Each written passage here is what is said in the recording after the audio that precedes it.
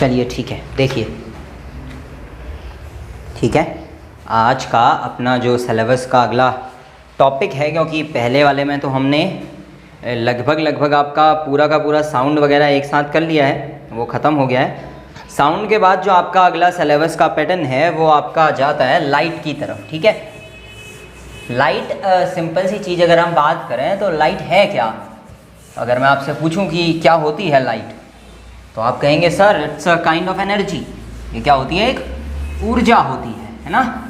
Light क्या है? एक ऊर्जा होती है। स्पेशली प्लांक वगैरह ने इसके बारे में काफ़ी आइडिया दिया हुआ है लाइट के बारे में, लेकिन ठीक है, हमें प्लांक तक नहीं जाना है। बिल्कुल बेसिक क्लास 10th में जो लाइट है उसके बारे में हम पढ़ेंगे। यानी कि रिफ्लेक्शन एक टॉपिक है और रिफ्रैक्शन एक टॉपिक है। परावर्तन और अपवर्तन, ये दो टॉपिक्स जो हैं आपके सिलेबस के अंदर हैं इंक्लूडेड, जिसमें आपसे क्वेश्चंस पूछे जाएंगे। ठीक है, चलिए थोड़ा सा इससे पहले कि हम इससे आगे बढ़ें, एक बार हल्का सा कंसेप्ट ऑफ लाइट समझते हैं, वहाँ से हम इन चीज़ों को समझते चलेंगे और धीरे धीरे लाइट के साथ साथ ही आगे चलेंगे। तो कुछ बेसिक चीज़ें जो आपको लाइट के बारे में पता होनी चाहिए वो क्या है। पहली चीज़ तो लाइट क्या है, तो आप कहेंगे सर लाइट या प्रकाश एक एनर्जी है, यानी कि एक ऊर्जा है। और प्लांक ने इसके बारे में बताया है। कोशिश कीजिएगा कि याद रह जाए, अगर सीधा क्वेश्चन पूछ ले तो काम आएगा। E is equal to H nu, ज़्यादा नहीं जाना है इसके अंदर, बस इतना ही याद रखिए। E is equal to H nu, simple सा फार्मूला गिवन बाय प्लांक। ठीक है, ऊर्जा। अब अगर लाइट एक ऊर्जा है और यह धरती तक पहुंचती है, ध्यान से समझिएगा, ये बल्ब की लाइट से ज़्यादा लाइट हम सनलाइट का यूज़ करते हैं। तो सूरज से आने वाली जो लाइट है, यानी कि सन से आने वाली जो लाइट है, वह बेस्ट एग्जाम्पल ऑफ लाइट, प्रकाश का सबसे बढ़िया एग्जाम्पल है। क्या सनलाइट को अर्थ तक आने के लिए किसी मीडियम की आवश्यकता पड़ती है? हालांकि कई इसमें कहेंगे कि सर धरती का अपना एनवायरनमेंट होता है, उस एनवायरनमेंट से होकर के लाइट हम तक पहुंचती है, तो मे पॉसिबल कि किसी एक माध्यम, एक मीडियम की आवश्यकता होती हो, लेकिन ऐसा नहीं है। सूर्य और पृथ्वी के बीच की जो दूरी है, सन और अर्थ के बीच का जो डिस्टेंस है, उसमें बहुत ही छोटा एरिया हमारा एटमॉस्फेयर कवर करता है।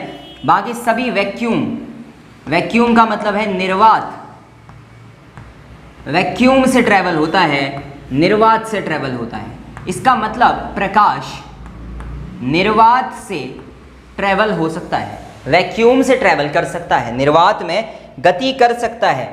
इस हिसाब से अगर मैं कहूँ तो लाइट और साउंड, प्रकाश और ध्वनि में बड़ा अंतर यह है कि ध्वनि वैक्यूम से, ध्वनि निर्वात से प्रवाहित नहीं हो सकती, जबकि लाइट या प्रकाश निर्वात से प्रवाहित हो सकता है, निर्वात से अपने निर्वात को माध्यम मानकर चल सकता है। तो इसे प्रकाश को प्रवाहित होने के लिए, प्रकाश को प्रोपगेट होने के लिए किसी भी प्रकार के मीडियम की या वैक्यूम, ये आपका किसी भी प्रकार के माध्यम की आवश्यकता नहीं होती है। ठीक है ना।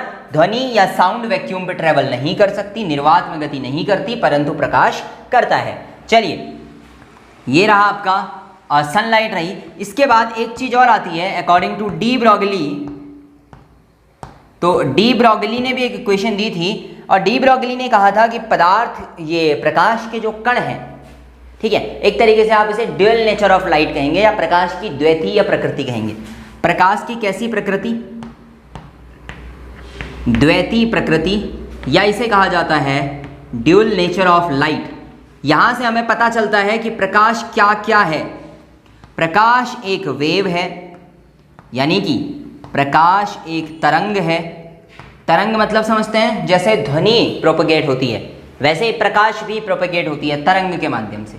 इसके अलावा पदार्थ एक कण है, यानी कि पदार्थ एक पार्टिकल है जिसके पास अपना मास होता है, जो स्थान घेरती है। ये दो अलग अलग द्वैतीय प्रकृति के बारे में प्लांक और डी ब्रोगली को इसका श्रेय दिया जाता है, पदार्थ की द्वैतीय प्रकृति के बारे में बताने का। यहाँ से हम कहेंगे एक चीज जो आपके दिमाग में होनी चाहिए वो ये है कि प्रकाश एक मैकेनिकल वेव कभी नहीं हो सकता। प्रकाश एक यांत्रिक तरंग कभी नहीं हो सकता, क्योंकि उसे यांत्रिक तरंगें जो हैं वो बिना माध्यम के प्रवाहित नहीं होती, परंतु प्रकाश बिना मीडियम के प्रवाहित होता है। इसीलिए आप कहेंगे कि लाइट या प्रकाश यांत्रिक तरंगें तो बिल्कुल नहीं है। इसके अलावा जो कुछ भी हो यांत्रिक कभी नहीं होती, इस चीज का ध्यान रखिएगा।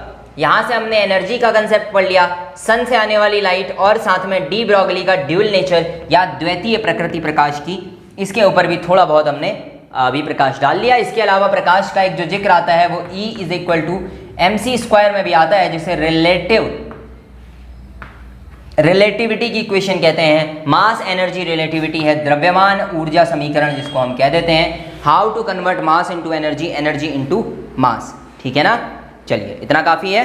चलिए इसमें से थोड़ा बहुत लाइट्स के बारे में पढ़ लीजिए, प्रकाश क्या होता है, कैसे होता है। फिर जो है हम प्रकाश को छोड़ करके दोनों फिनोमेना की तरफ चलेंगे, रिफ्लेक्शन और रिफ्रैक्शन, यानी कि परावर्तन और अपवर्तन। इसे उतार लीजिए फटाफट से।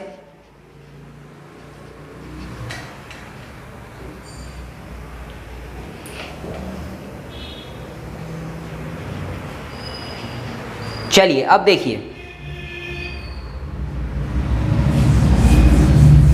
यहां से आपने एक चीज सीखी कि प्रकाश ऊर्जा है तो तरंग भी है, यानी कि एक लहर भी है ना। जैसे प्रोपगेट कर रही थी ध्वनि तरंगें, साउंड वेव्स, वैसे ही प्रकाश की तरंगें भी क्या करेंगी, प्रोपगेट करेंगी।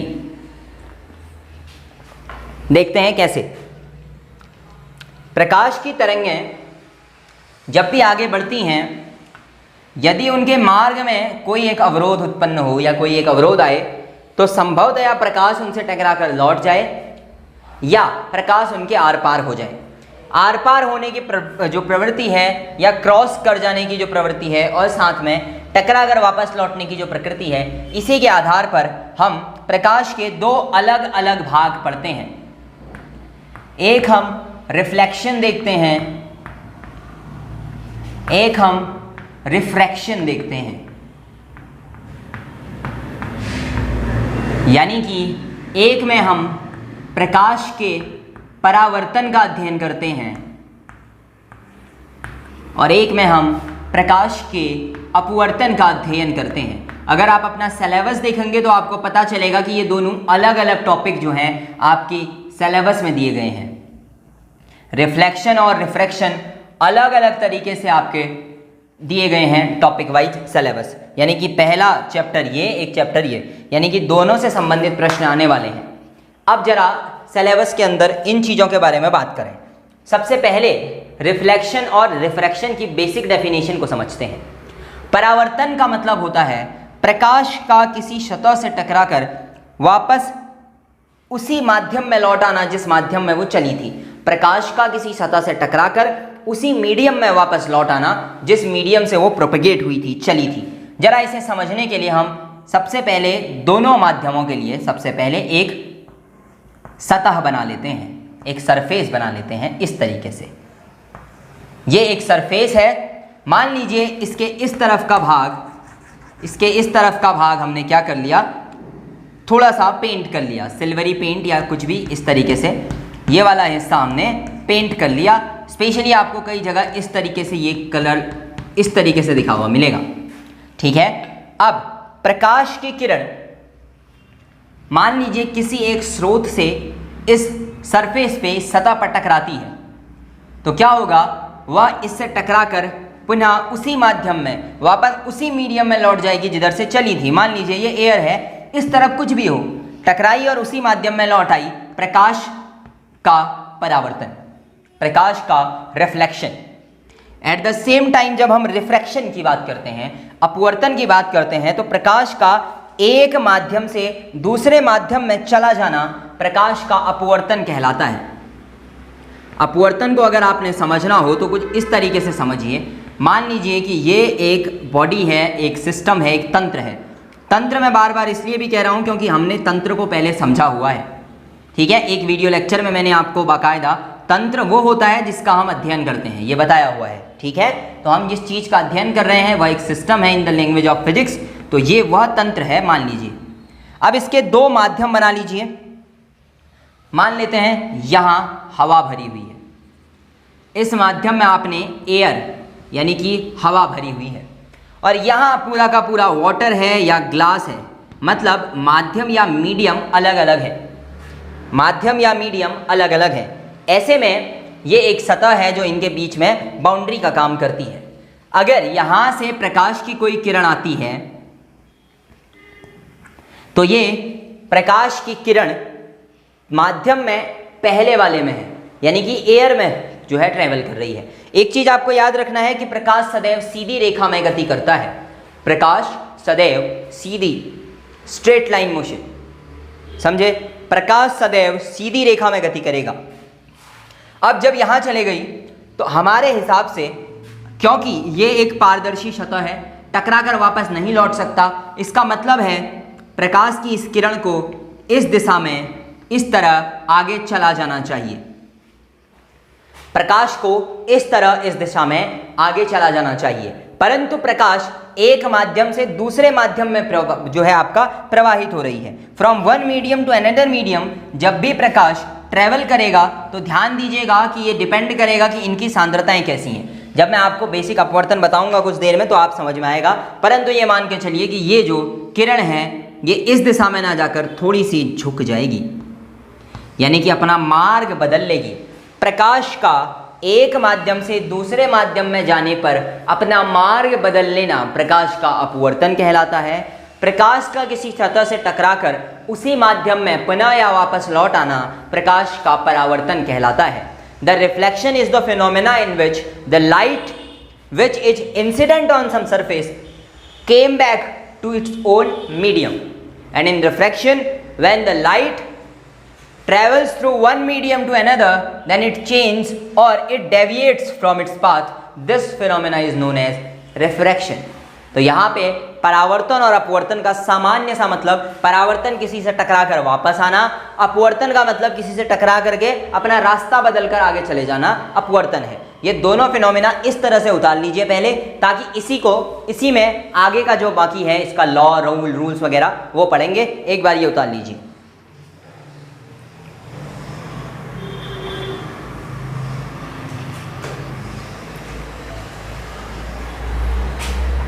आप देखिए, जरा ध्यान से समझिएगा। अभी हम केवल साधारण सतहों की बात कर रहे हैं, फिर हम सतहों का भी अध्ययन करेंगे। ये जो सरफेस है इनके बारे में भी पढ़ेंगे कि ये कितने प्रकार के हो सकते हैं। फिलहाल तो हम एक साधारण सी चीज करते हैं, इन दोनों के लिए कुछ नियम हैं, कुछ रूल्स हैं, कुछ लॉज दिए गए हैं, उनके बारे में पढ़ते हैं। क्या आपको नहीं लगता कि ये जो प्रकाश की किरणें आ रही हैं, ये जो रेज ऑफ लाइट आ रही हैं, अच्छा एक चीज और, जरा ये वाला फिनोमेना भी दिमाग में क्लियर कर लीजिएगा। रे या किरण और एक होता है बीम, जिसको बीम ही कहते हैं। रे या किरण और बीम में क्या अंतर होता है? प्रकाश की रे का मतलब वन रे, एक किरण। बीम का मतलब 2+ रेज, 2 या 2 से ज्यादा रेज। जब एक साथ बहुत सारी किरणें प्रकाश की आएंगी, रेज आएंगी, तो उसे बीम कहा जाएगा। अन्यथा अदरवाइज उसे हम कॉमनली क्या कहेंगे? प्रकाश की एक रे कह देंगे, किरण कह देंगे, है ना। अच्छा, अब जरा ध्यान से देखिए, मैं यहां पर एक परपेंडिकुलर जो है वो ड्रॉ कर देता हूं, एक लंब ड्रॉ करता हूं। यहां पर भी एक परपेंडिकुलर ड्रॉ किया जाएगा, लंब, जो ये बीच का इंटरसेक्टिंग पॉइंट है यहां पर, या इंसिडेंट पॉइंट है यहां पर। और इसी से हमें पता चलेगा कि इनके नियम क्या क्या दिए गए हैं, रिफ्लेक्शन का नियम क्या है और रिफ्रैक्शन का नियम क्या है। अब सबसे पहले आपको कुछ चीजें या कुछ टर्म्स याद होने चाहिए। ये गिरने वाली किरण है ना, इसे कहा जाएगा आपतित किरण। जरा ध्यान दीजिएगा हिंदी वाले, आपतित किरण यानी कि इंसिडेंट रे। क्या कहा जाएगा इसे? Incident ray. यह टकराकर वापस लौट रही है ना, ये कहलाएगी परावर्तित किरण, ये कहलाएगी परावर्तित किरण। परावर्तित किरण को कहा जाता है रिफ्लेक्टेड रे, रिफ्लेक्टेड रे। और ये जो बीच में आप ये देख रहे हैं, ये क्या है? ये एक लंब है, तो इसे अभिलंब कहा जाएगा, अभिलंब कहा जाएगा, या आपको कई जगह इसको कॉमनली नॉर्मल करके लिख लिया जाता है। सेम चीज यहां है, ये है आपतित किरण,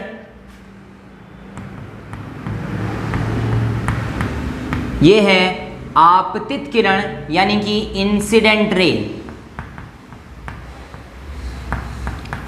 ये जो देख रहे हैं आप, ये है अपवर्तित किरण।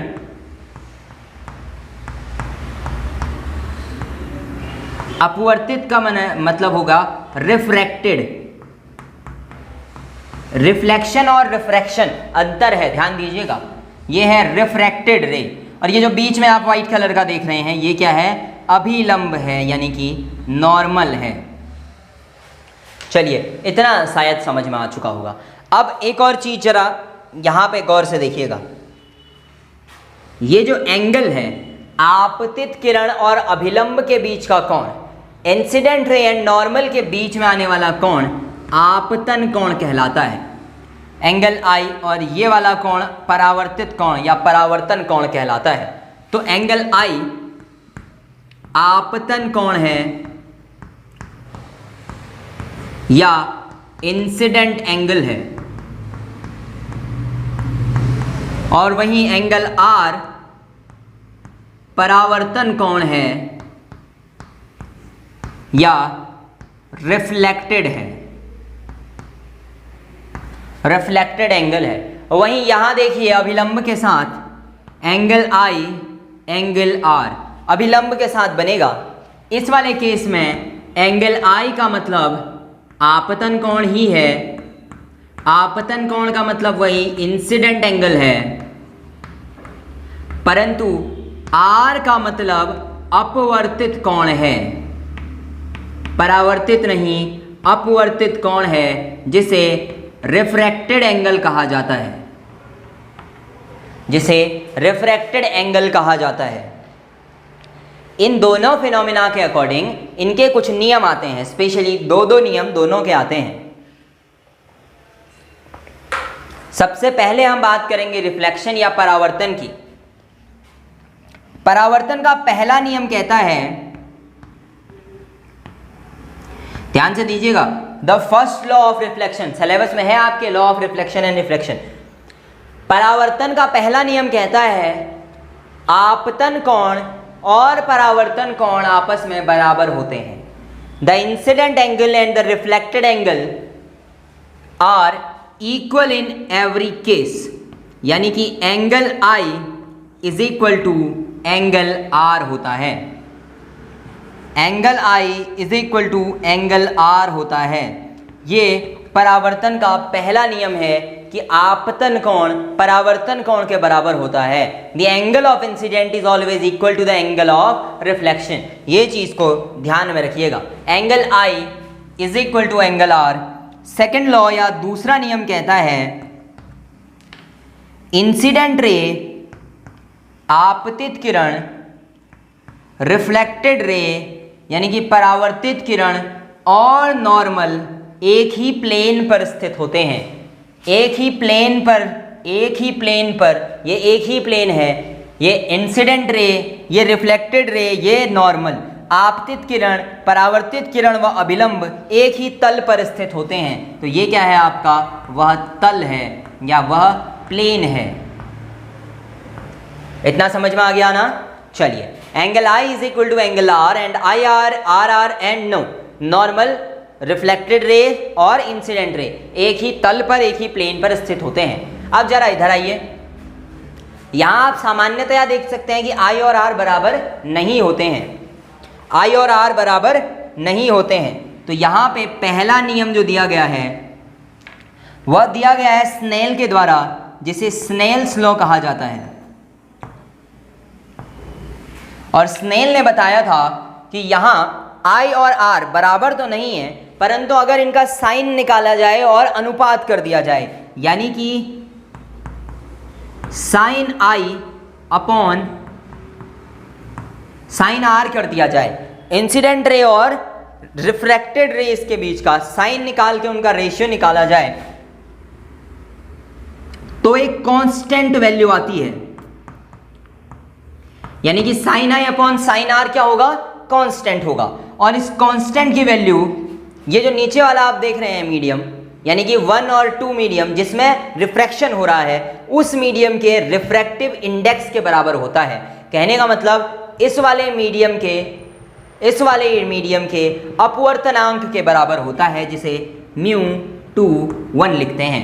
अब ये क्या होता है, कैसे होता है, ये आगे पढ़ेंगे। फिलहाल इतना समझिए कि sine I upon sine R की वैल्यू क्या होती है, कांस्टेंट होती है, फिक्स होती है, ठीक है। और दूसरा नियम फिर से वही है, इंसिडेंट रे, रिफ्रैक्टेड रे और नॉर्मल एक ही प्लेन पर स्थित होते हैं, एक ही प्लेन पर स्थित होते हैं।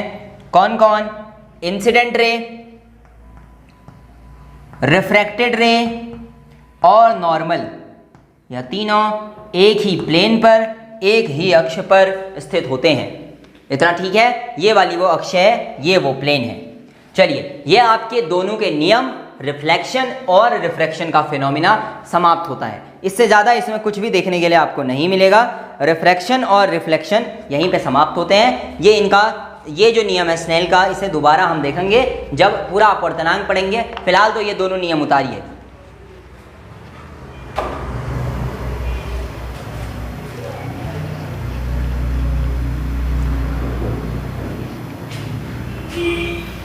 चलिए अब देखिए, अब मैं जरा इन्हें हटा रहा हूं।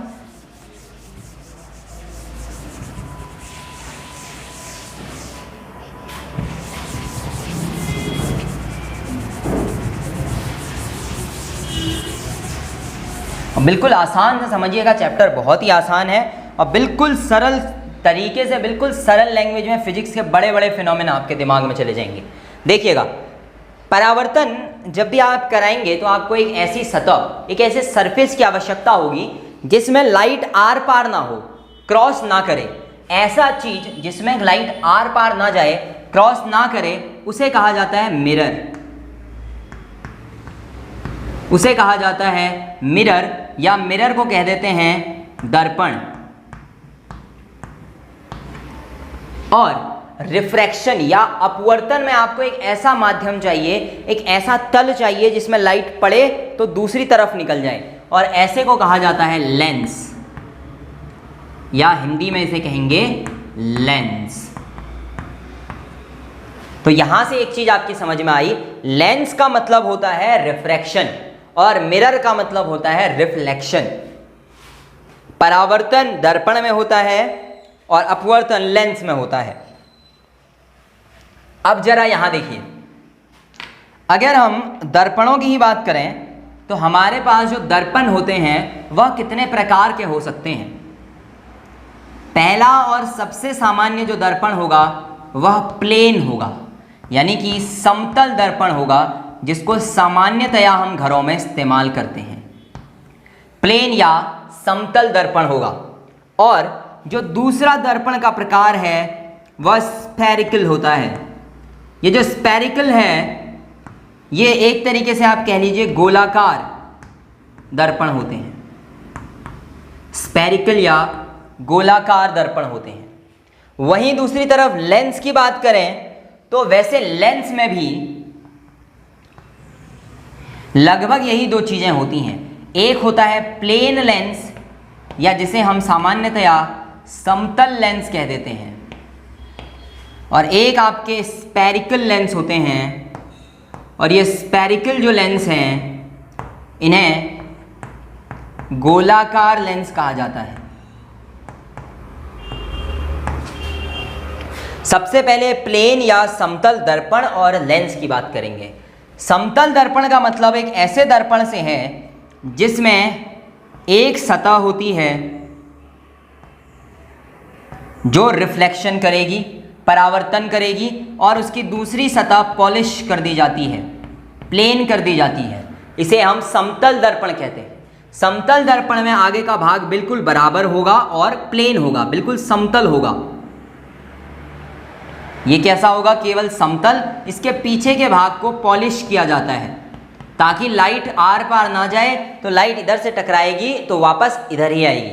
अगर समतल लेंस की बात की जाए तो समतल लेंस एक कांच का साधारण टुकड़ा होता है।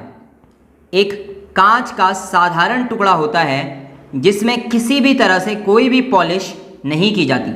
इस चीज़ का ध्यान रखिएगा कि लेंस और दर्पण या मिरर्स में एक ही अंतर है कि दर्पण या प्लेन जो मिरर होते हैं इनमें हमेशा एक तरफ पॉलिश किया जाता है, जबकि लेंस में दोनों तरफ से उसे पारदर्शी रखा जाता है, ट्रांसपेरेंट, क्योंकि लाइट को इधर उधर जाना है और इसमें लाइट को एक ही जगह रहना है। प्लेन में समतल आप देख रहे हैं, यहाँ प्लेन में भी समतल आप देख रहे हैं। ये लेंस है, ये मिरर है। इसकी क्वालिटीज को फिर पढ़ेंगे, पहले एक बार इनको समझ लेते हैं कि ये होते क्या हैं। एक सामान्य मिरर या दर्पण, एक प्लेन समतल, और यहाँ प्लेन समतल लेंस, ठीक है। अब स्पेरिकल की बात करें तो स्पेरिकल हमारे पास दो प्रकार के होते हैं। स्पेरिकल एक तो हमारे पास होते हैं कॉनकेव और एक होते हैं कॉन्वेक्स। सिमिलरली यहां भी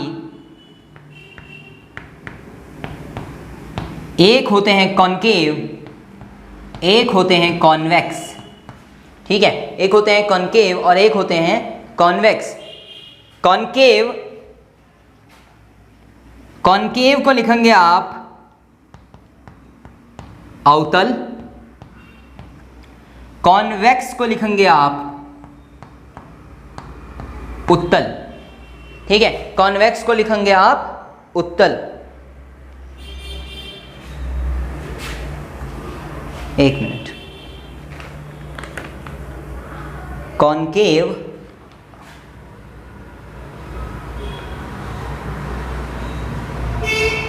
कॉन्वेक्स,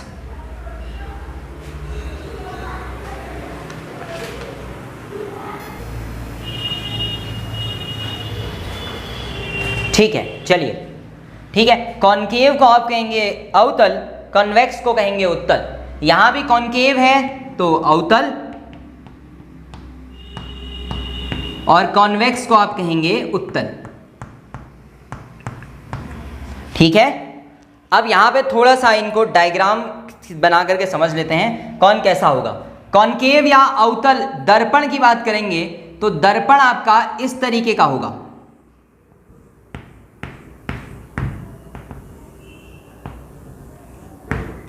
और एक तरफ हमने कहा कि मिरर है तो पॉलिश होती है, तो पॉलिश इसकी ये वाली साइड होगी, तो इसका मतलब लाइट आएगी और इधर टकराएगी। वहीं कॉन्वेक्स की बात करें तो यह भी कुछ ऐसा ही होगा, लेकिन उत्तल की ये वाली दिशा या इस तरफ पॉलिश की जाती है, तो लाइट इधर टकराएगी। वहां लेंस की बात करेंगे तो अवतल लेंस ऐसा होगा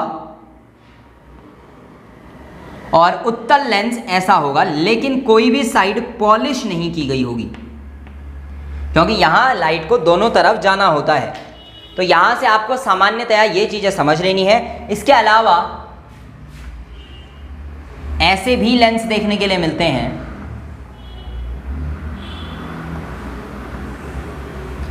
प्लेनो कॉनकेव और plano convex, plano convex, plano concave, ठीक है। प्लेनो, प्लेनो क्योंकि एक प्लेन है, ठीक है, एक प्लेन लेंस है। कॉन्वेक्स सरफेस दिख रहा है, कॉनकेव सरफेस दिख रहा है। प्लेनो कॉन्वेक्स, प्लेनो कॉनकेव, ठीक है ना। ये आपके सिलेबस में नहीं है, बस आपको पता होनी चाहिए। एक बार ये उतार लीजिए ताकि हम एक एक लेंस के बारे में, एक एक दर्पण के बारे में पढ़ सकें। चलिए,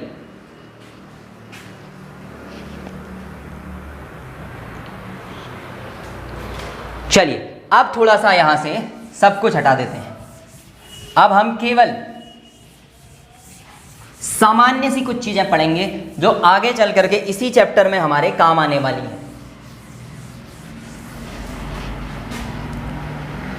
देखिए, पहली चीज, कुछ चीजें जो आपके दिमाग में रहनी चाहिए। सबसे पहले हम दर्पणों से स्टार्ट करेंगे या मिरर से स्टार्ट करेंगे, उसी फिनोमिना को आगे लेकर के चलेंगे, ठीक है ना। तो सबसे पहले हम शुरू करेंगे आपके मिरर यानी कि दर्पण। मिरर या दर्पण का जो कंसेप्ट है वह कुछ भी नहीं है, वह साधारणतया एक ऐसे सरफेस से है जिसका एक तरफ आप पॉलिश कर देते हैं, एक तरफ परावर्तन या रिफ्लेक्शन की घटना को पूरा होने देने के लिए छोड़ देते हैं। अब हम एक एक करके एक एक मिरर की बात करते हैं। सबसे पहले समतल दर्पण या सबसे पहले समतल दर्पण या प्लेन मिरर,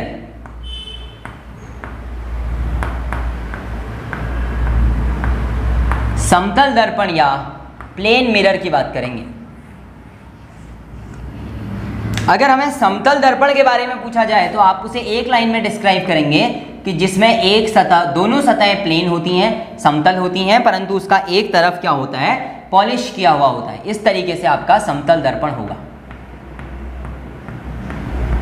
ठीक है ना। यह आपका सामान्यतया समतल दर्पण है जिसका एक तरफ परावर्तन के लिए छोड़ा जाएगा, एक तरफ जो है पॉलिश कर दिया जाएगा। अच्छा, समतल दर्पण से रिलेटेड जो चीजें आपको ध्यान रखनी है वो ये याद रखनी है कि जो समतल दर्पण है उसमें अब देखिए दो चीजें होती हैं, एक होता है ऑब्जेक्ट और एक होती है इमेज। ऑब्जेक्ट को कहा जाता है बिंब या वस्तु और इमेज को कहा जाता है प्रतिबिंब। सामान्यतः अगर आप प्रकाश के सामने खड़े हो जाते हैं, किसी दर्पण के सामने आप खड़े हो जाते हैं, तो दर्पण में जो दिखाई देता है वो आपकी इमेज या प्रतिबिंब होता है और आप जो कि खुद हैं वो एक बिंब है, यानी कि ऑब्जेक्ट हैं। अब जरा ध्यान से देखिए, दर्पण जब सरल हो यानी कि प्लेन हो उस समय पे ऑब्जेक्ट की हाइट जितनी भी होगी, ऑब्जेक्ट की ऊंचाई जितनी भी है, बिंब की ऊंचाई जितनी है, प्रतिबिंब की ऊंचाई भी क्या होगी, उतनी ही होगी। तो इसका मतलब दोनों की हाइट क्या होती है, बराबर होती है। यानी कि किसी भी तरीके से आपको बड़ा या छोटा देखने के लिए नहीं मिलेगा। ऑब्जेक्ट जितनी ऊंचाई का है उतनी ही ऊंचाई का इमेज भी दिखाई देगा समतल दर्पण में, ध्यान दीजिएगा। उसके अलावा जो ऑब्जेक्ट डिस्टेंस है, यानी कि अगर मैं दर्पण से 5 मीटर दूर खड़ा हूं तो मेरा प्रतिबिंब दर्पण से कितनी दूर होगा, तो ये भी 5 ही होगा। डिस्टेंस बराबर होगी डिस्टेंस के, ऑब्जेक्ट डिस्टेंस इमेज डिस्टेंस के बराबर होती है। ये कंसेप्ट थोड़ा सा मैं आपको दोबारा बताने वाला हूं अभी, ठीक है, समझिएगा जरा। हाइट के बराबर, डिस्टेंस के बराबर, बशर्ते कि जब आप उस तरफ देखेंगे प्लेन दर्पण, प्लेन मिरर के दूसरी तरफ, तो वो आपको थोड़ा सा उल्टा दिखाई देगा, है ना। यानी कि आपका लेफ्ट हैंड उसका राइट हैंड जो है वो आपको दिखाई देगा। ठीक है, आपका जो लेफ्ट हैंड है वो उसको क्या दिखाई देगा, राइट हैंड दिखाई देगा। तो यहां पे इसके लिए आप एक वर्ड यूज कर लीजिए, lateral inversion.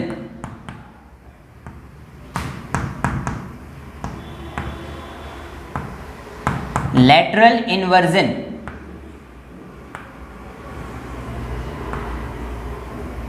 Lateral inversion, Hindi वाले इसको सर्च कर लेंगे, इस वर्ड को क्या कहते हैं, लैटरल इन्वर्जन। हिंदी में मेरे पास है नहीं, लैटरल इन्वर्जन जो है इसको आप सर्च कर लेंगे, हिंदी वाले जो है। लैटरल इन्वर्जन का मतलब इधर से आपने जो देखा वो दूसरी तरफ जाकर के लेफ्ट का राइट हो जाएगा, राइट का लेफ्ट हो जाएगा, है ना। ऐसा प्रतीत होता है हमें दर्पण के साथ।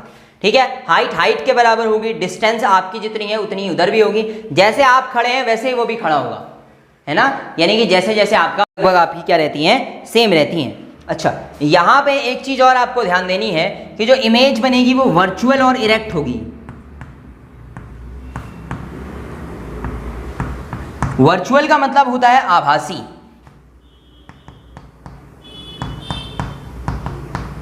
और इरेक्ट का मतलब होता है सीधा।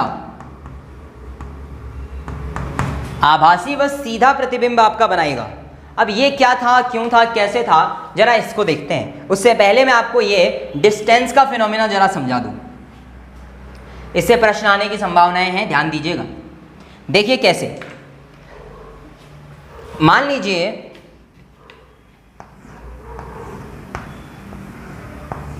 कि आप एक समतल दर्पण के सामने खड़े हो जाते हैं। ये एक समतल दर्पण है, आप यहां पर खड़े हो जाते हैं, तो आप और इसके बीच की दूरी अगर r है तो इससे लेकर के आपके प्रतिबिंब के बीच की दूरी भी कितनी होगी, r होगी। लेकिन अगर आपसे पूछा जाए कि आपके और आपके प्रतिबिंब के बीच की दूरी कितनी है, तो आपके और दर्पण के बीच की दूरी की दुगनी है। ये चीज़ दिमाग में रखिएगा। इसका मतलब अगर आप अपने इस दर्पण से r दूरी को और तय करें और इधर पहुंच जाएं, यानी कि आपने क्या किया, डबल दुगना क्रॉस कर लिया, तो आपका प्रतिबिंब आपसे 4 गुना दूर हो जाएगा। 2r इसके 2r इधर के, ठीक है ना। इस चीज़ को दिमाग में रखिएगा, क्वेश्चन यहीं से आएगा, जर्नल क्वेश्चन होगा, समझ लीजिएगा। आप जितना दूर जाएंगे आपसे, दर्पण से नहीं, दर्पण से तो जितना आप जा रहे हैं उतना ही वो भी जाएगा, आपसे प्रतिबिंब अपनी और आपकी दूरी ऐड करके उतना दूर जाएगा। आप 2 गुना तो वो 4 गुना, आप 4 गुना तो वो 8 गुना आपसे दूर जाएगा। इस चीज़ का ध्यान रखिएगा, ठीक है ना। चलिए अब एक बात, थोड़ा सा ये चीज़ तो ऐसे उतार लीजिए, वर्चुअल बनेगा, इरेक्ट बनेगा। फिर मैं आपको थोड़ा सा, ये समतल दर्पण की तो हो गया, इसका एक समतल दर्पण का focus, focal length is equal to infinity कर लीजिएगा। समतल दर्पण की फोकस दूरी अनंत होती है, समतल दर्पण का फोकल लेंथ इन्फिनिटी होता है, ये याद कर लीजिए। इसे ऐसे उतार लीजिए। मैं थोड़ा सा आपको प्रतिबिंबों के बारे में बता दूंगा कि ये कैसे बनते हैं, ताकि दर्पण समझ में आए। ये उतार लीजिए।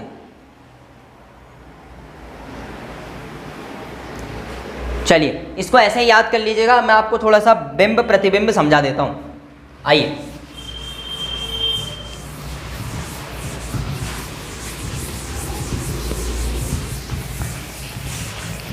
अब ये जो बिंब प्रतिबिंब आप समझेंगे ना, इरेक्ट कैसा होता है, वर्चुअल कैसा होता है, रियल कैसा होता है ना, इन्वर्जन कैसे होता है, इसको अगर आप समझ जाएं तो हर एक प्रतिबिंब के बारे में उसकी प्रकृति कैसी है ये आप बता पाएंगे।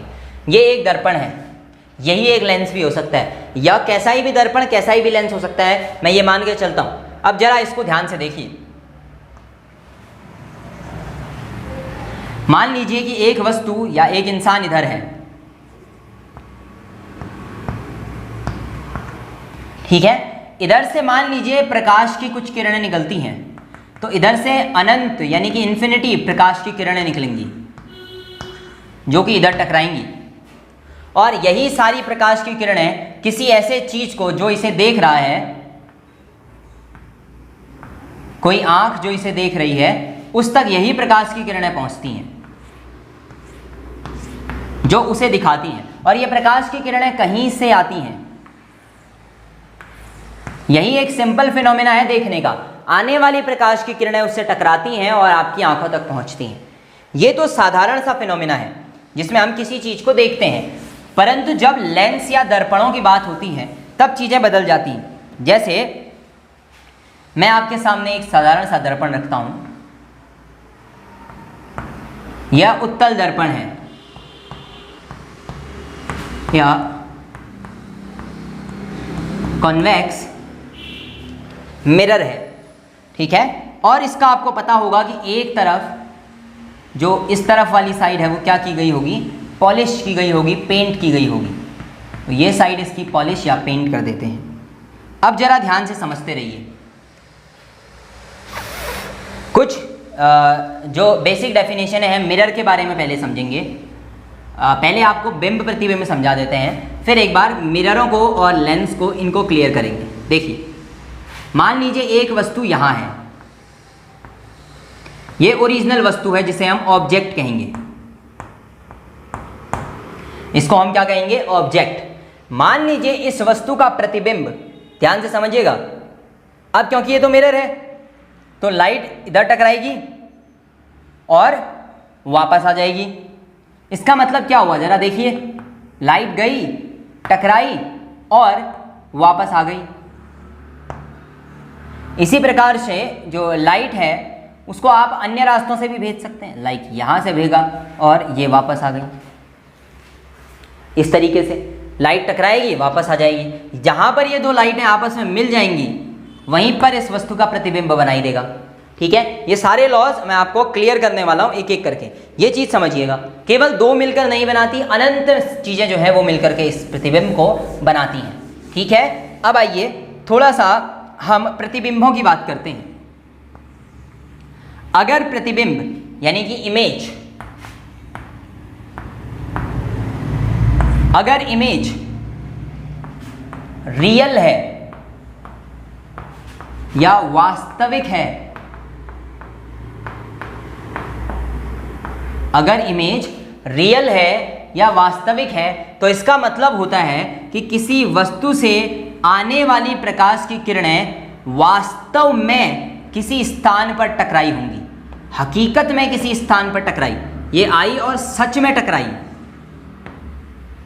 सच में टकराई। जब सच में टकराई तो क्या बनेगा? रियल।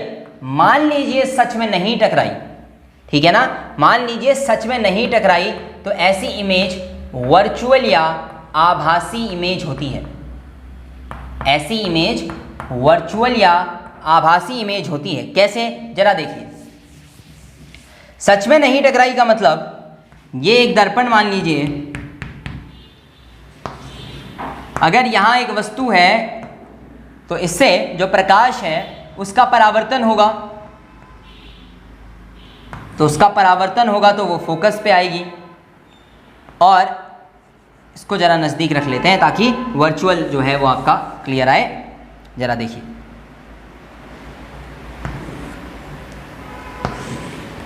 ये देखिए,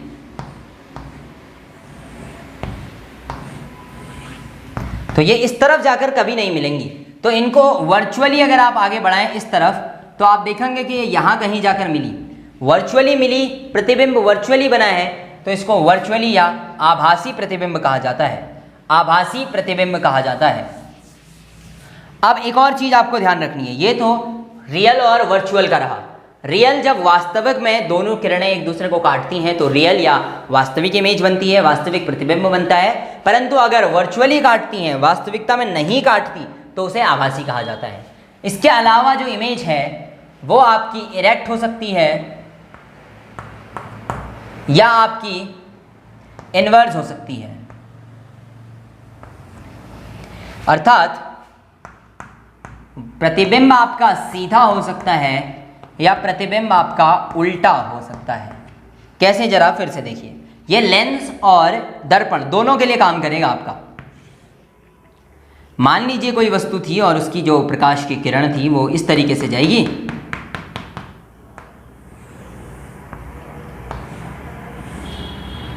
ये दोनों मान लीजिए यहां पर मिलते हैं। ऐसी इमेज को क्या कहा जाएगा? सीधी या वास्तविक, वास्तविक नहीं है, ये वर्चुअल है, इसे सीधी इमेज कहा जाएगा। वर्चुअल है क्योंकि दूसरी तरफ जा रही है। वर्चुअल की बात फिर करेंगे, पहले इसे समझिए। ये एक सीधी या इरेक्ट इमेज है, सीधी या इरेक्ट इमेज है। वहीं आप दूसरी तरफ देखिए कि कोई एक लेंस ले लीजिए, वस्तु को अगर आपने रखा तो ये यहां कहीं जाकर टकराई, कैसी बनी? ये उल्टा, इसको कहेंगे इनवर्स। अब एक चीज जरा ध्यान से देखिएगा, ये चीज अपने दिमाग में बैठा लीजिएगा कि रियल या वास्तविक इमेज हमेशा इनवर्स होती है या उल्टी होती है, हमेशा, और वर्चुअल या आभासी हमेशा सीधी या इरेक्ट होती है। ये जितना ये लिख दिया ये आपकी समझ में आ जाएगा। इसको ऐसे याद करिए, वर्चुअल इमेज या आभासी जो इमेज है वो आपको सीधी दिखाई देगी, उसमें कोई इशू नहीं है। वर्चुअल या आभासी इमेज सीधी होती है, परंतु रियल या वास्तविक इमेज इनवर्स होती है या उल्टी होती है। तो एक भी चीज अगर आपको पता चल गई तो आप क्या बता पाएंगे कि इमेज वर्चुअल है, कि अगर आपको पता चला कि इमेज इनवर्स है तो आप कहेंगे रियल इनवर्स होगी। अगर आपको पता चला कि वर्चुअल है तो आप कहेंगे वर्चुअल इरेक्ट होगी, क्योंकि दूसरी चीज आपको स्वतः पता है। अगर इमेज सीधी बन रही है या उल्टी बन रही है, वहां से आप बता सकते हैं कि इमेज वर्चुअल है कि रियल है। ये केसेस आपको याद करने पड़ेंगे, जरा ध्यान दीजिएगा। ये तो रहा इमेज कैसी होती है, क्या होती है, कैसे बनती है। थोड़ा सा मिरर या दर्पण के बारे में समझिए। ये मान लीजिए आपका दर्पण है, ये और ये, ठीक है। ये दर्पण है, इसका कोई एक तरफ पॉलिश किया हुआ होगा। ये अगर पॉलिश किया हुआ है तो ये क्या है आपका अवतल या कॉनकेव है। यहां मान लीजिए ये वाली साइड जो है वो पॉलिश की हुई है, तो यह आपका कॉन्वेक्स है या उत्तल दर्पण है। इसको इस तरफ लिखते हैं, उत्तल या कॉन्वेक्स है। अब जरा ध्यान से देखिए, ये जिससे भी बने, जैसे भी बने, वास्तविकता में ये किसी न किसी शीशे के एक खोखले गोले से बने होंगे। ये दर्पण वास्तविकता में किसी शीशे के खोखले गोले से काटकर बनाए गए होंगे, और अगर ऐसा किया गया है तो कहीं ना कहीं इसका सेंटर या केंद्र भी होगा और एक त्रिज्या भी होगी, और ये इसका दर्पण का बीच का पॉइंट है जिसको हम P कह देते हैं। ये आप मानेंगे। तो अब मैं जरा ये बाहर का सरफेस अगर हटा दूं जो कि इसका काट दिया गया, तो भी ये C आपको दिखाई देगा। अब ये दोनों दर्पणों के नाम मिटा के मैं आपको कुछ बेसिक डेफिनेशन दिखा देता हूं, वो देखिए जरा ध्यान से समझिएगा। जब भी आप बात करते हैं P का मतलब होता है पोल, जिसे हम ध्रुव कह देते हैं, ठीक है, जिसे हम ध्रुव कह देते हैं। C दोनों केस में C कहलाता है centre of curvature, centre of curvature, centre of curvature क्या कहलाएगा? सेंटर ऑफ कर्वेचर, ठीक है, या इसे हम केंद्र भी कह देते हैं, दर्पण का केंद्र भी कह देते हैं। अच्छा, इसी के साथ एक चीज आपको याद रखनी है, ये दोनों के लिए होगा। तो ये जो आप देखेंगे दूरी, इसे मेन या प्रिंसिपल एक्सिस कहा जाता है। मेन एक्सिस या प्रिंसिपल एक्सिस या मुख्य अक्ष कहा जाता है। मेन, प्रिंसिपल एक्सिस या मुख्य अक्ष कहा जाता है। अब कुछ चीज आपको जो ध्यान देनी है वो ये है कि इसी मुख्य अक्ष के ठीक आधे पे एक F पॉइंट होता है जिसे फोकस या फोकल कहा जाता है। फोकस, हिंदी में भी फोकस कहा जाता है। और इस फोकस पॉइंट से लेकर के उसके केंद्र तक की दूरी या ध्रुव तक की दूरी या जो मुख्य पोल है उस तक की दूरी को फोकल लेंथ कहा जाता है। फोकल लेंथ कहा जाता है या फोकस दूरी कहा जाता है, ठीक है, उसे फोकस दूरी कहा जाता है। यहीं से आप लेंस के बारे में भी ये चीज निकाल सकते हैं। कैसे, जरा देखिए, कोई भी एक लेंस ले लीजिए, अगर आप ध्यान से देखेंगे तो ये लेंस भी आपका दो अलग अलग वृत्तों से मिलकर बना हुआ दिखाई देगा। इन दोनों का अपना कुछ केंद्र होगा, समझ रहे हैं? इसे कुछ इस तरीके से दिखाया जाता है। लेंस के केस में इन चीजों के नामों को हम और कुछ नहीं, प्रथम मुख्य फोकस और द्वितीय मुख्य फोकस के हिसाब पर लिख देते हैं। कैसे, देखिए, इसका एक बीच का पॉइंट होगा O, ठीक है, लेंस के बीच में एक पॉइंट होगा O। अब देखिए, लेंस के बीच में जो पॉइंट होगा वो पोल की तरह नहीं होगा, ठीक है, वो पोल की तरह नहीं होगा, तो इसको हम ऑप्टिकल सेंटर कह देते हैं। प्रकाश केंद्र, प्रकाशिक केंद्र, प्रकाशिकी केंद्र। अब इसमें दो अलग अलग लेंस हैं, तो अगर आप देखेंगे ये एक पूरा लेंस दो अलग अलग दर्पणों से मिलकर बना होगा। तो इनके लिए, दोनों के लिए अगर आप देखेंगे तो दोनों के अपने अपने केंद्र हैं और दोनों के फोकस हैं। इनको F1 और F2 और इसे 2F1 और 2F2 कह दिया जाता है। ये 2F1 और 2F2 लेंस दर्पण के केस में जो C था, सेंटर था, वही C यहाँ 2F1 है। इसे सेकंड प्रिंसिपल फोकस और प्राइमरी प्रिंसिपल फोकस या फर्स्ट प्रिंसिपल फोकस कह दिया जाता है, ठीक है। यहाँ भी ये दूरी इस दूरी के बराबर होती हैं, ये दूरी आपस में बराबर होती हैं। इसमें भी C और F की दूरी आपस में बराबर होगी, या फोकल डिस्टेंस, ये वाली जो दूरी है ये इस C और P के बीच की दूरी जिसे R कहा था, इसका हाफ कर दीजिए, उसके बराबर होती है। ये कुछ सामान्य सी चीज़ें रही जो हमें इसके बारे में पता होनी चाहिए। बेसिक डेफिनेशन जब आप ऑप्टिक्स पढ़ते हैं तब ये आपसे पूछी नहीं जाएंगी, ये आपको आनी चाहिए। अब अगर प्रतिबिंबों की बात करें या इमेज बनाने की बात करें तो हमें अलग अलग तरीके से इमेजेस को बनाना पड़ेगा। अच्छा, उससे पहले थोड़ा सा आपको कुछ क्वेश्चन जो हैं वो करने पड़ेंगे। चलिए क्वेश्चन लिखिए। चलिए सबसे पहले आपको कुछ क्वेश्चंस कराते हैं। क्वेश्चन लिखिए,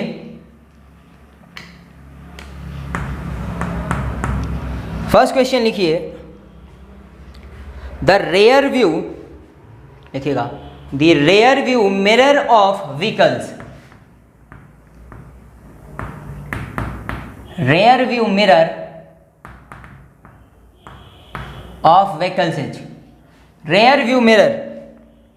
उसके अलावा लिखिए फिर अगला क्वेश्चन, डेंटिस्ट मिरर, या जो दंत चिकित्सकों के पास मिरर होता है, पश्च दृश्यक दर्पण कहते हैं इसे, रेयर व्यू मिरर को। गाड़ियों में जो आगे जो शीशे लगे होते हैं ड्राइवर के बगल में, जो पीछे देखने के काम में आते हैं, वो ये है रेयर व्यू मिरर।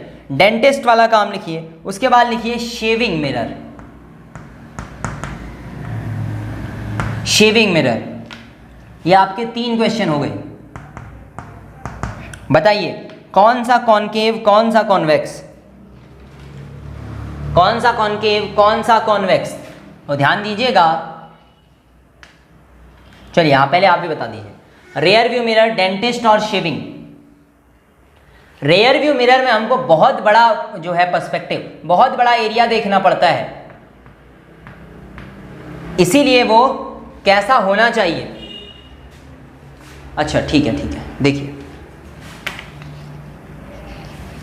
इसे भी हटा दीजिए। एक चीज आपने गौर की, जब आप किसी मॉल के आसपास से गुजरते हैं या उन इलाकों में जाते हैं तो वहां पे आपने इस तरीके से बड़ा सा गोला देखा होगा जिसका आगे का सरफेस कुछ उभरा हुआ रहता है, ऐसे शीशा होता है। या स्पेशली अगर आप किसी आर्मी एरिया में जाएंगे तो वहाँ जो शार्प बैंड होते हैं, बैंड काटते हैं, वहाँ पे बाहर को उभरा हुआ एक शीशा होता है जिसमें आप बहुत बड़े बड़े इलाके, बड़े बड़े गाड़ियों को आते हुए छोटे छोटे रूपों में देख पाते हैं। अच्छा, इसमें इससे पहले मैं आपको कुछ नाम लिखा दूं।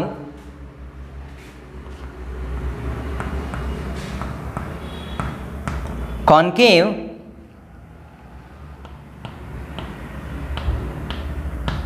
कॉन्वेक्स,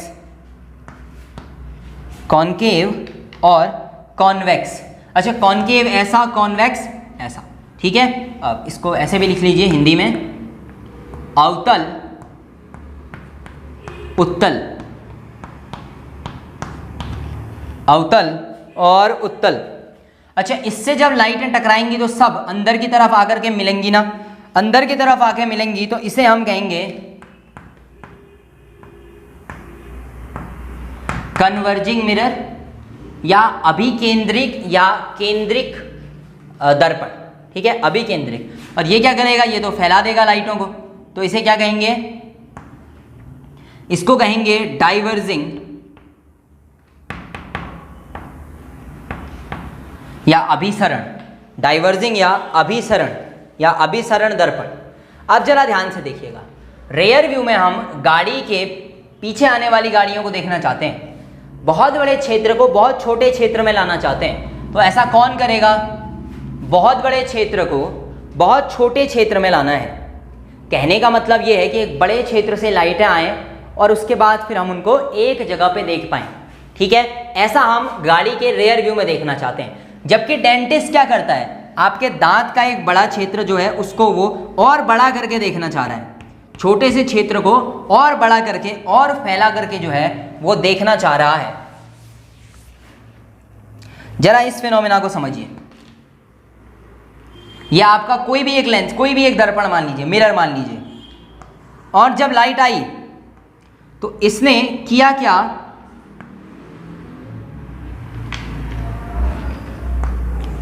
इन सारी लाइटों को आने वाली एक सेंटर पर इकट्ठा कर दिया। एक सेंटर पर इकट्ठा कर दिया। अच्छा, इसी को कॉनकेव कह रहे थे, इसी को हमने क्या लिखा था,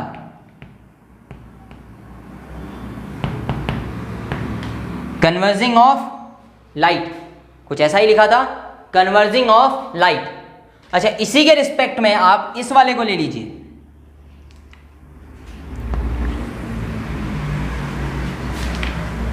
और जैसे आपने कॉन्वेक्स कहा,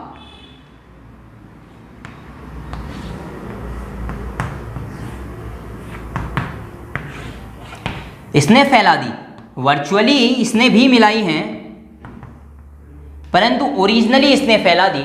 इसी को आपने डाइवर्जेंस कहा, अभिसरण कहा, या फैलाव कहा। यही दो फिनोमिना है जो गाड़ी के रेयर व्यू हों, चाहे डेंटिस्ट हों, वो शेविंग मिरर हों, उसमें इस्तेमाल किए जाते हैं। ठीक है, यही दो फिनोमिना है जिनका इस्तेमाल रेयर व्यू, डेंटिस्ट या शेविंग में किया जाता है। ठीक है, तो इसमें अगर आप देखेंगे तो रेयर व्यू में आप आराम से आपका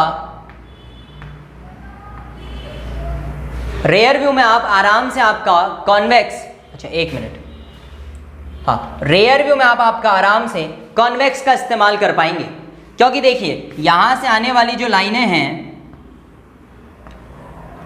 वो आपकी वर्चुअली आपको एक जगह पे मिलती हुई दिखाई देंगी, और जब ये एक जगह पे जमा होंगी तो आप इसे देख सकते हैं। और यहाँ पे क्या होगा, इधर से जाने वाली, ये दांत से जाने वाली जो लाइटें हैं वो ज़्यादा बड़े लेवल पे आपको दिखाई देंगी।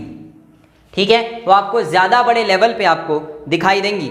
तो यहाँ पे आप कह सकते हैं कि कॉनकेव का जो यूज़ है, वह आप इन दोनों फील्डों में, यानी कि डेंटिस्ट और शेविंग, दोनों के लिए कर सकते हैं कॉनकेव का इस्तेमाल। क्योंकि यहाँ पे होगा ये कि आप छोटी सी चीज़ को बड़ा करके देख रहे हैं, तो वहाँ उस छोटी सी चीज़ से लाइट आएगी और आपको ज़्यादा बड़ा दिखाई देगी। इसमें फिनोमेना ये है कि बहुत बड़े क्षेत्र से लाइट आए तो बिल्कुल एक छोटे से केंद्र पे मिला देगी, परंतु जब एक छोटे से क्षेत्र से लाइट आएगी तो वो उसे फैलाने का काम करेगा, जबकि ये उन बहुत सारे क्षेत्रों से आने वाली लाइटों को छोटे क्षेत्र में सिमटा देता है। तो इसीलिए इसको बड़े को छोटा देखने के लिए इस्तेमाल किया जाता है, इसको छोटे को बड़ा देखने के लिए इस्तेमाल किया जाता है। चलिए, इतना लगभग आपको क्लियर है विद एग्जाम्पल, इससे कुछ खास, इससे बड़े क्वेश्चन इसमें नहीं हैं।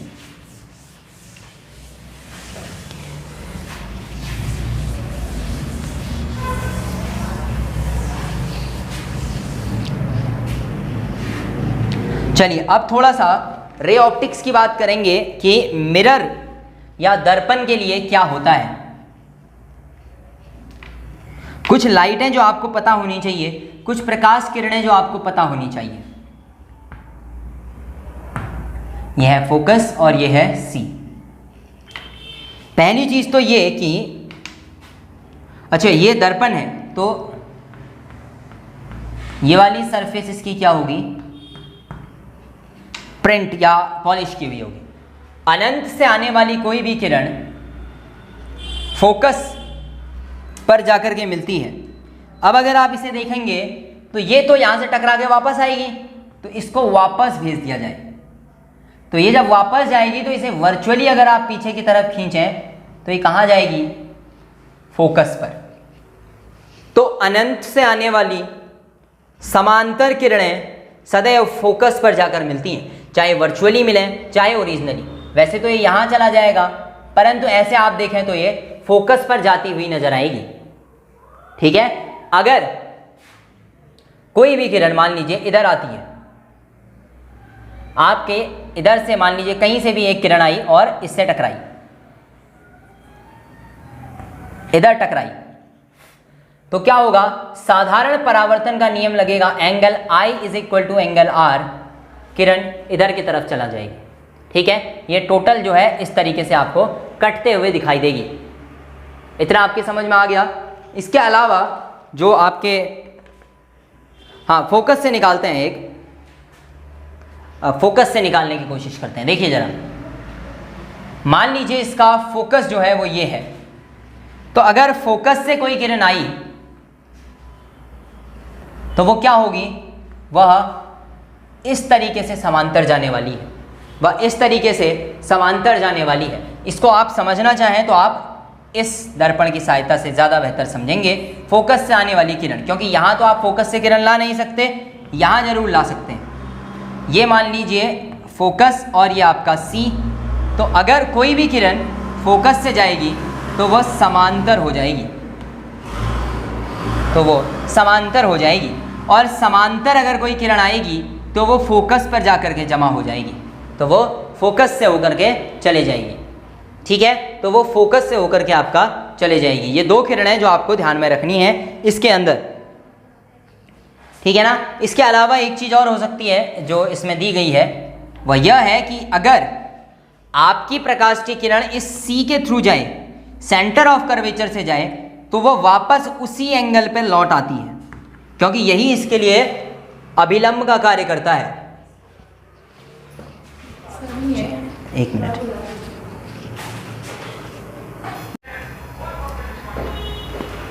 चलिए ठीक है, एक बार इसे देख लीजिए।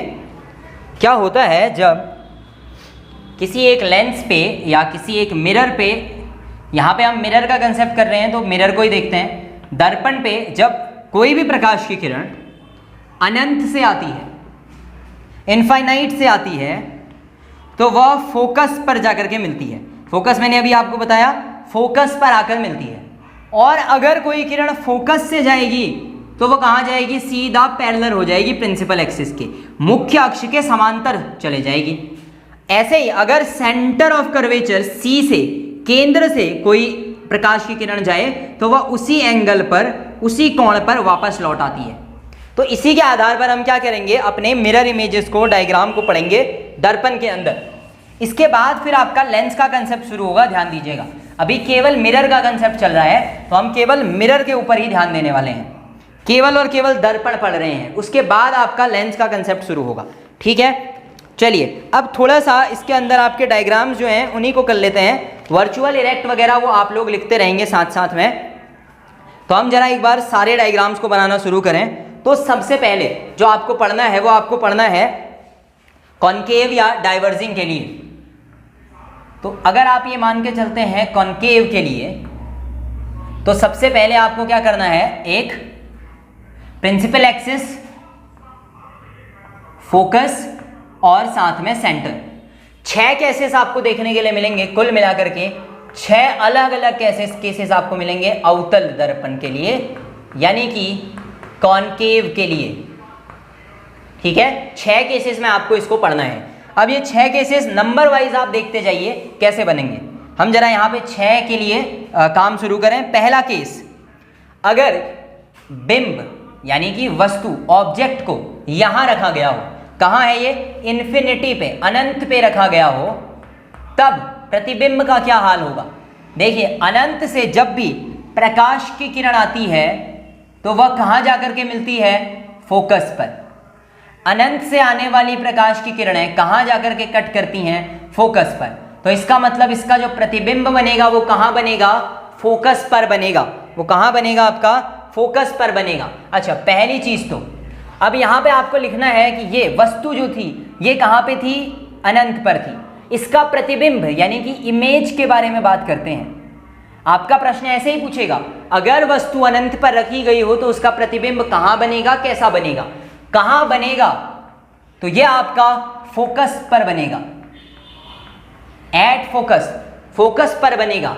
कैसा बनेगा जरा देखिए, क्या ये किरणें सच में एक दूसरे को काट रही हैं, तो इसका जवाब है हाँ। तो इसका मतलब वास्तविक बनेगा, यानी कि रियल बनेगा। अगर रियल बनेगा तो ये जो प्रतिबिंब है ये कैसा होगा, उल्टा होगा। ये हमें गैस हो गया, क्योंकि है तो छोटा, हमें पता चल नहीं रहा कैसा है, पर क्योंकि ये वास्तविक है, रियल है, इसका मतलब ही क्या है, उल्टा है या इन्वर्ट है।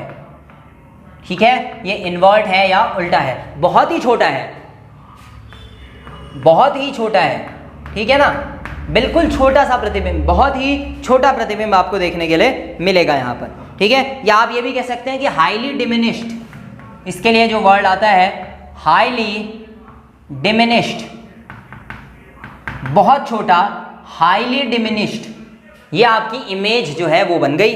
अब थोड़ा सा आगे की तरफ बढ़ेंगे। अगला केस, दर्पण सेम है, उसके लिए ये लाइन बिल्कुल सेम है, प्रिंसिपल एक्सिस, ये आपका केंद्र, ये आपका फोकस। अब हम वस्तु को केंद्र जो है C के थोड़ा सा दूर रखते हैं, इन्फिनिटी पे नहीं, C से थोड़ा सा दूर। तो अब देखिए जरा क्या होगा, जो लाइट है वो आएगी,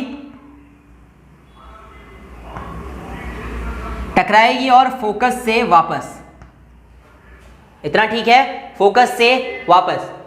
और अगर अब आपसे पूछा जाए कि ये इधर से, चाहे तो आप C से डाल लीजिए, चाहे आप, आपकी मर्जी, आप कौन सी लाइन डालना चाहते हैं। जो सबसे आसान है वो है इसमें C से डालना। C से जाने वाली प्रकाश की किरण वैसे ही वापस आ जाती है, तो ये वापस आ जाएगी। कट कहाँ पर हुआ, इधर, तो इमेज कहाँ पर बनेगी, इधर। जरा ध्यान से देखिए, इमेज जो है वो कैसी बनी, उसी की बात करेंगे। ये इन्फिनिटी पे था, ये C के पास, या अवे फ्रॉम C कर लीजिए, C से थोड़ा सा दूर, अवे फ्रॉम C कर लीजिए। यहां पे इमेज की बात करेंगे। अब इमेज का पहला कहां पर बना, C व F के बीच में।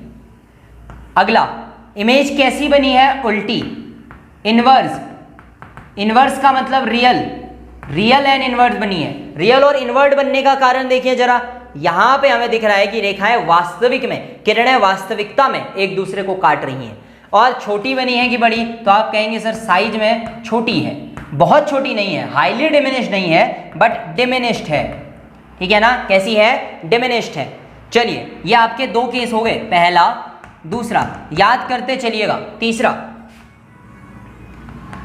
तीसरा केस अगर आप देखेंगे तो सारी चीजें लगभग सेम है, फोकस और सेंटर। इस बार वस्तु को C यानी कि एग्जैक्ट C पे रख लेते हैं। तो जरा अगर आप देखें तो यहां से गई, फोकस से होते हुए वापस, यहां से गई और फोकस से होते हुए वापस। अब दूसरी लाइट इस बार आप क्या कीजिए कि दूसरी लाइट आप यहां डालिए, क्योंकि अब आप C से तो डाल नहीं सकते, अदरवाइज C से जो लाइट जाएगी वह ऐसी हो जाएगी, ऐसी हो जाएगी।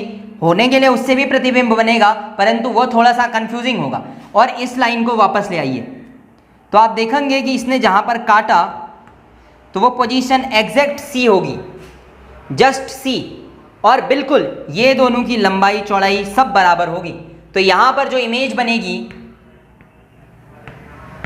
वो कैसी होगी, पहली चीज तो वो भी कहां पर बनेगी, एट C बनेगी, एट C बनेगी, बिल्कुल बराबर बनेगी, ना छोटी ना बड़ी।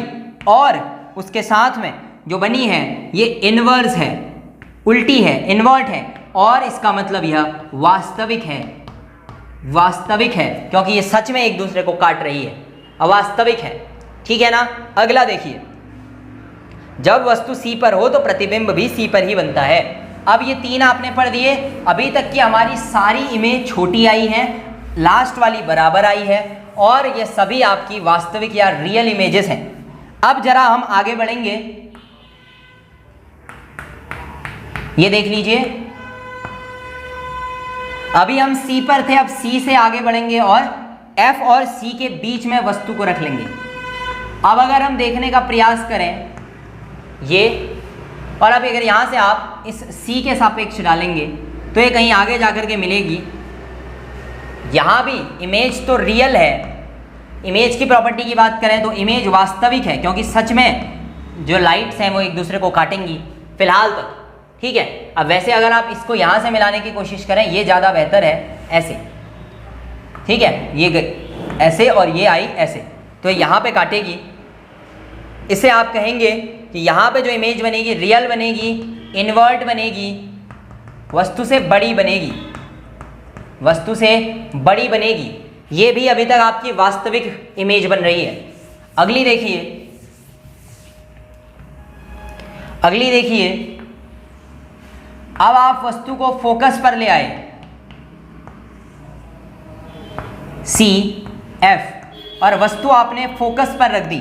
फोकस पर रख दिया तो वस्तु के फोकस पर रखते ही एक आपको ये दिखाई देगा और एक आपको ये।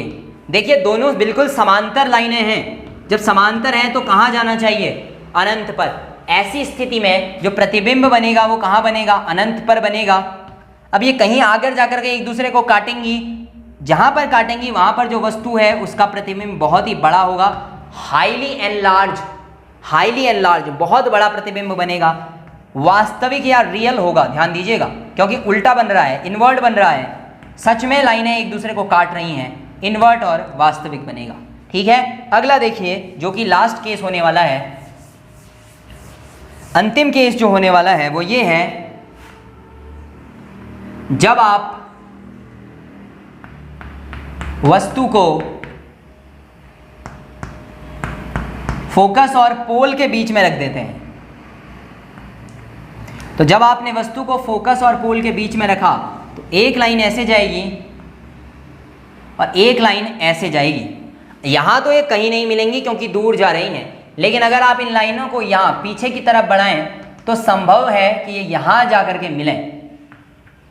अगर ऐसा हुआ तो पहली और सबसे बड़ी चीज जो आपको यहां देखने के लिए मिलेगी वो ये है कि ये इमेज सीधी है, इरेक्ट है, और अगर सीधी है तो इसका मतलब ये वास्तविक नहीं है, ये कैसी है, आभासी है या वर्चुअल है।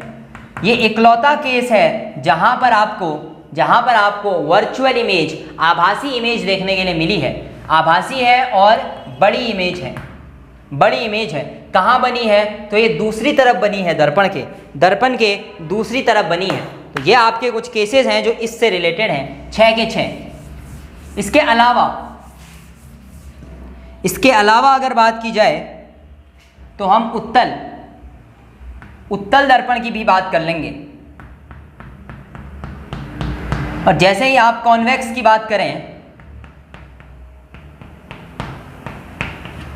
उत्तल दर्पण की बात करें तो ध्यान दीजिएगा कि उत्तल दर्पण के लिए भी आप एक प्रिंसिपल फोकस बनाएंगे। अब अगर आप इसमें जरा ध्यान से देखेंगे तो आपको मिलेगा यहां फोकस और यहां सेंटर, क्योंकि ये ऐसा है। तो अगर अनंत से लाइटें अनंत से आएंगी तो आप ध्यान दीजिएगा कि ये ऐसे चले जाएगी और ये ऐसे। अगर आभासी रूप से देखें तो ये कहां पर काटेंगी, फोकस पर। तो अगर वस्तु अनंत पर रखी गई हो तो उत्तल दर्पण में जो प्रतिबिंब है वो फोकस पर बनेगा, वर्चुअल बनेगा, क्योंकि वास्तविकता में ये लाइनें कहीं नहीं काट रही। वर्चुअल होगा, वर्चुअल का मतलब ही प्रतिबिंब होगा सीधा, लेकिन हाईली डिमिनिश्ड, बहुत ही छोटा। और अब अगर आप इस वस्तु को उठा करके बदल दें, दर्पण